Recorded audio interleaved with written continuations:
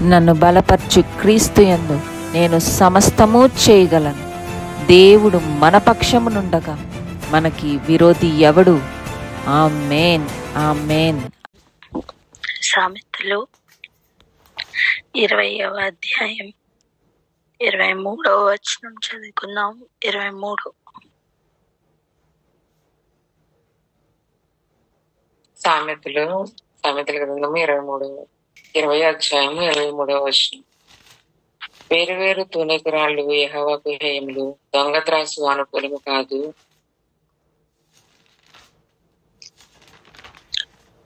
వేరు వేరు తూనికరాళ్ళు దేవునికి ఎంత హేయంగా ఉన్నాయంటే ఆయనకి ఇష్టం లేదండి. ఏంటి ఈ తూనికరాళ్ళు? మనం ఒక్కొక్కరు చూడండి, తూనికరాళ్ళు అంటే తూయడానికి వాడుతున్న రాళ్ళు. ఒక త్రాసులో ఒకవైపు ఒక ఐటెం, ఏదన్నా ఒక వస్తువుని తూయడానికి, వెయిట్ చూడటానికి ఒక పక్కన పెడతాం.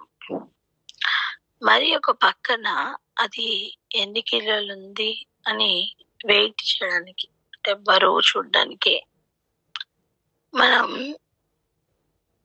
మరి ఒక రాయి వంటిదో ఏదో, అంటే 1 kg ఉండే, 2 kg, 5 kg అలా ఉండే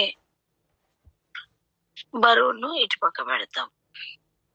దాన్ని బట్టి, ఆ రాయిని బట్టి, ఆ రాయి ఆ పక్కన ఉన్నది తూయబడుతుంది. ఇక్కడ ప్రభు చెప్తున్న మాట ఏంటి?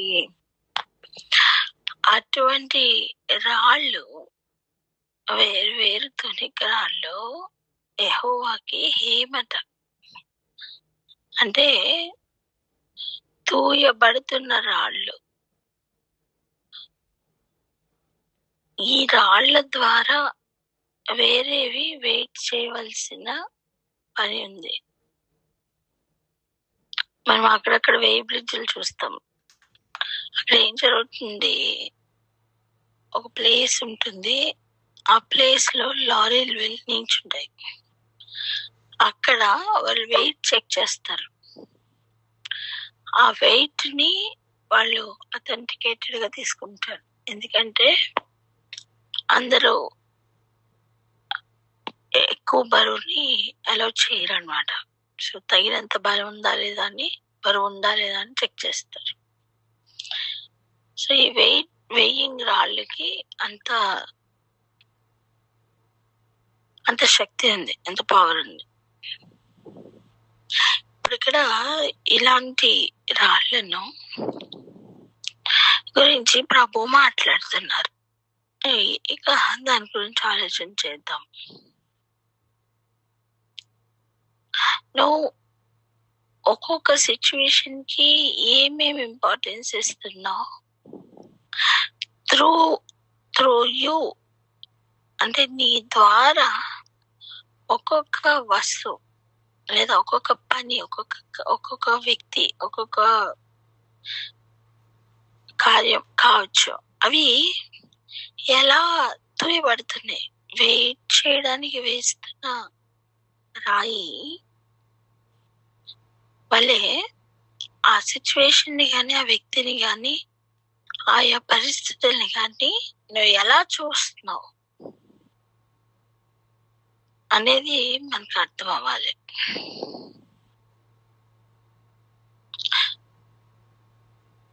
ప్రభు చెప్తున్న మాట, ఈ రాళ్ళే వేరువారుగా పెట్టడం ఆయనకి ఇష్టం లేదు అంటున్నాను.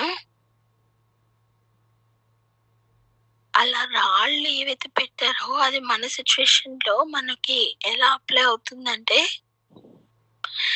మన థాట్ ప్రాసెస్ లో మనం ఒక ఇద్దరు వ్యక్తులు ఉన్నారనుకోండి, మన థాట్ ప్రాసెస్ లో మనం ఆ వ్యక్తులకి ఇద్దరికి కూడా రాళ్ళు పెడుతూ ఉంటాం, చూస్తూ ఉంటాం. ఎటువైపు బలంగా నిల్చుంటామో ఆ డెసిషన్ ని మనం తీసుకొని దాని ప్రకారం వెళ్ళిపోతాం. ఈరోజు ఏం ప్రార్థన చేద్దామంటే, మొట్టమొదటి గడిలో అలా వేరు వేరు తూనికరాళ్ళు పెట్టుకున్న వారు ఒకే డైరెక్షన్ లోకి రావాలని ప్రార్థన చేద్దాం. అప్పటి వరకు ఉన్న ఆలోచన విధానం అన్ని కూడా కొలాప్స్ అయిపోయి ప్రభుకి అలైన్ అయ్యే తూనికరాళ్ళు ఉండాలని ప్రార్థన చేసుకుందాం. ఆ జడ్జిమెంట్ అనేది మైండ్ లో జరుగుతుంది. అది చాలా శ్రేష్టమైనది. దాన్ని బట్టి ప్రార్థన చేద్దాం. ప్రార్థన అనుకోండి.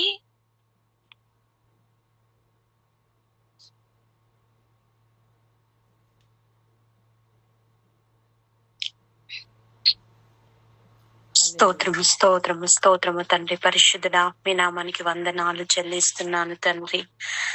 అయ్యా, వేరు వేరు తునికరాలు ప్రభా, యెహోవాకు హేయములో అని ప్రభా మీరు మాతో మాట్లాడుచుండగా రాజా, అవును తండ్రి, అటువంటి మైండ్ సెట్ తో ఇంతవరకు ఉన్నప్పటికీ ప్రభా, ఇదిగో తండ్రి నీకు స్తోత్రం. ఇక మీదట ప్రభా తండ్రి నీ డైరెక్షన్ లోనికి రాజా వచ్చుటకున్న కృపను మీరు దయచేయమని కోరుతున్నాను తండ్రి. నీకు స్తోత్రం అయ్యా, నీకు వందనాలు ప్రభా. వేరు వేరు తునికరాలుగా ఉన్న ఆ ప్రతి ఒక్కటి ప్రభా మీరు కొట్టివేసి ప్రభా మీతో అలైన్ చేయమని కోరుతున్నాను తండ్రి. నీకు స్తోత్రం అయ్యా. మీకు కలిగిన మనసు కలిగి ఏక మనసుతో కదలడానికి ఉన్న కృపను మీరే అనుగ్రహించి మహిమ పొందమని నజడనేస్తున్నాము తండ్రి. ఆమేన్. ఆమేన్. ఇప్పుడు చూడండి, దేవాది దేవుడు అవకాశం ఇస్తున్నారు మనకి. ఇప్పుడు ఇశ్రాయేలీలకి ఎటువంటిగా విధంగా సువార్త అనుగ్రహించారో మనకి కూడా అలాగనే సువార్తను అనుగ్రహిస్తున్నారు. అందులో వేరు వేరు తూనికలు లేవు. వర్షం ఎలాగైతే అందరికి సమానంగానే పడుతుందో తూనికరాళ్ళు లేవు అక్కడ.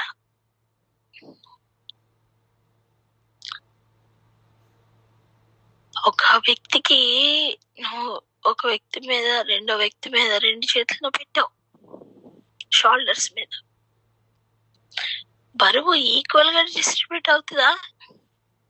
ఒకళ్ళ మీద బరువుగా ఇంకొకళ్ళ మీద మా లైట్ గా అనిపిస్తుందా? చెప్పండి. ఈక్వల్ గానే బరువు డిస్ట్రిబ్యూట్ అవుతుంది.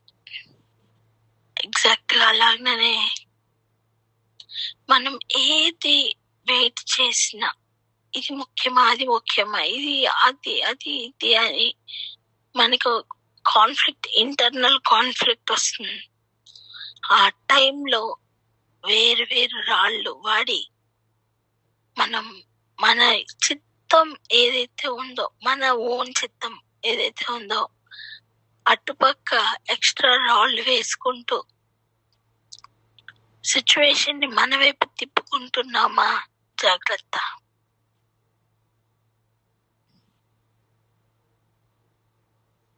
ఎంతమందికి అర్థమవుతుంది?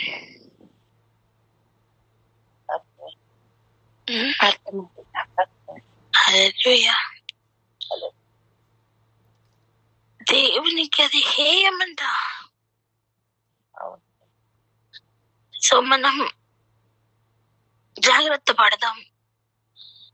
మన హృదయం యొక్క అభిలాషను బట్టి, ఆశ ఆసక్తిని బట్టి, అంటే అబద్ధం వినిపించడానికి ముందే చెవులు అప్పగించుకోవడం అనేది భయంకరమైన పరిస్థితి.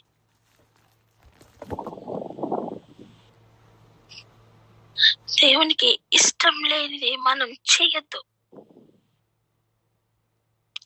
దేవాది దేవుడు మన పట్ల ఎటువంటి ప్రేమ కలిగి ఉన్నాడు తెలుసా?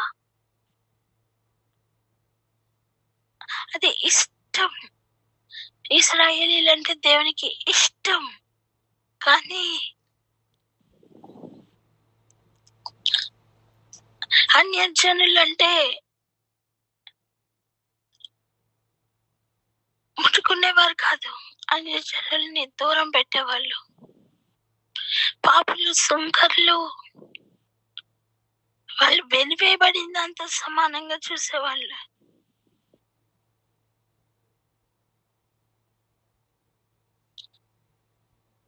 దేవుడు అందరికీ అవకాశం ఈక్వల్ గా డిస్ట్రిబ్యూట్ చేశారంటున్నా నేను.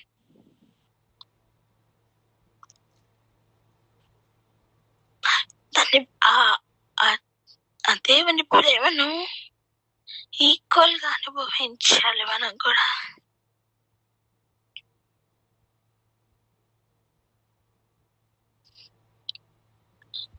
మన సొంత ఆలోచనలో మనం దేనికి ఎక్కువ ఇంపార్టెన్స్ ఇస్తామో అప్పుడు దాని ప్రకారం మార్గాలు కూడా ఓపెన్ అవుతూ ఉంటాయి. దయచేసి గమనించండి, లోపల ఉన్న డిజైర్, స్ట్రాంగ్ డిజైర్ ని బట్టి నీ బయట ఉన్న పరిస్థితుల్లో మార్పులు స్టార్ట్ అవుతాయి.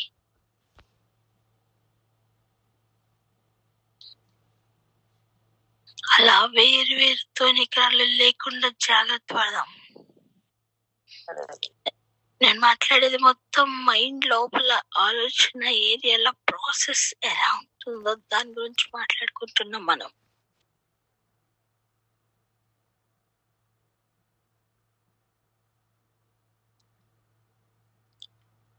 హృదయం లోపలున్న అభిలాష దేవుడు గమనిస్తున్నారు. దాన్ని క్లియర్ గా అర్థం చేసుకోవడానికి మనం ప్రయత్నం చేద్దాం. ఇప్పుడు సత్యం గురించి ఆశ, అభిలాష ఉన్న ఒక వ్యక్తి ఉంటే సిచ్యువేషన్ ని చూస్ చేసుకోవడానికి రాళ్ళు సత్యం వైపేస్తారు. అబద్ధంను జరిగించుటకు అభిలాష హృదయంలో ఉంటే తను రాళ్ళు ఎటువైపు వేస్తాడండి? అబద్ధం వైపేస్తాడు. అలా లోపలున్న డిజైర్ ని బట్టి సిచ్యువేషన్ ని త్రిప్పేటట్లుగా తూనికరాలను వాడుతున్న అనుభవం ఉంటుంది. త్రాసు వెయిట్ చేస్తూ ఉన్నప్పుడు దేని వైపు నువ్వు వెళ్తున్నావని చెక్ చేసుకోవాలి. విషయం ఏంటంటే, సత్యం అనే ఒక మార్గం ఉంది కదా, ఆ మార్గంలో వెళ్ళడానికి ఇష్టం లేకుండా ఉండి వేరు వేరు రాళ్ళు వేస్తూ అబద్ధంను హైలైట్ చేస్తున్న అనుభవం ఉందనుకోండి. ఇప్పుడు చెప్పండి, అది వేరు వేరే తూనికరాలేనా? అవునక్క. దేవుడు హర్షిస్తారా? దేవునికి ఏంటంట అది? హేయం. హేయం. అదే పాయింట్ లో దొంగ త్రాసు అనుకూలం కాదు. దొంగ త్రాసు అర్థం, నీకు త్రాసులో నువ్వు ఆల్రెడీ రైట్ సైడ్ ఉన్నది బరువుగానే ఉంది, కిందకి వెళ్ళింది, కానీ నీకు ఇష్టం లేదు దాన్ని యాక్సెప్ట్ చేయడం. సో నువ్వు చేతిలో చేంజెస్ చేస్తున్నావు. నువ్వు పట్టుకున్నావు గనుక నువ్వేం చేస్తున్నావు? లెఫ్ట్ ది బరువుగా కనిపించేటట్టు లైట్ ని నువ్వు రైట్ లో ఉన్నదాన్ని ఇలా తేల్చావనుకో, అందరికి కనపడడానికి ఏం జరుగుతుందండి? దొంగ త్రాసు. లెఫ్ట్ ది బరువుగా కనిపిస్తుంది. అది దొంగ త్రాసు అంటే. నీకు రెండు మార్గాలు ఎప్పుడు కనిపిస్తుంటాయి. జీవానికి సంబంధించిన మార్గం, అబద్ధానికి సంబంధించిన మార్గం, రెండు కనిపిస్తూనే ఉంటాయి. లోపల డిజైర్ ఎంత స్ట్రాంగ్ గా ఉందో అంత స్ట్రాంగ్ గా దేవుడు నడిపిస్తారు. దేన్ని నువ్వు చూస్ చేసుకుంటున్నావు అనేది ఈరోజు ప్రశ్న. ఆయనకి వేరుగా ఉండి మనం ఏమీ బ్రతకలేం. ఆయన లోపల ఉంటేనే మనం ఫలిస్తాం కనుక ప్రార్థన చేసుకుందాం. దేవునికి ఇష్టం లేని దొంగ త్రాసు కానీ, దేవునికి ఇష్టం లేని తొనికరాలు కానీ మన జీవితంలో ఉండడానికి వీల్లేదండి.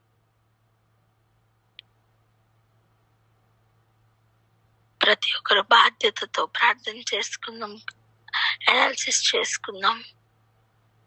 ఈ ఏరియాలో పూర్తి మార్పు పొందుదాం. ఆమేన్. అక్క hallelujah. Thank you Jesus. Thank you lord.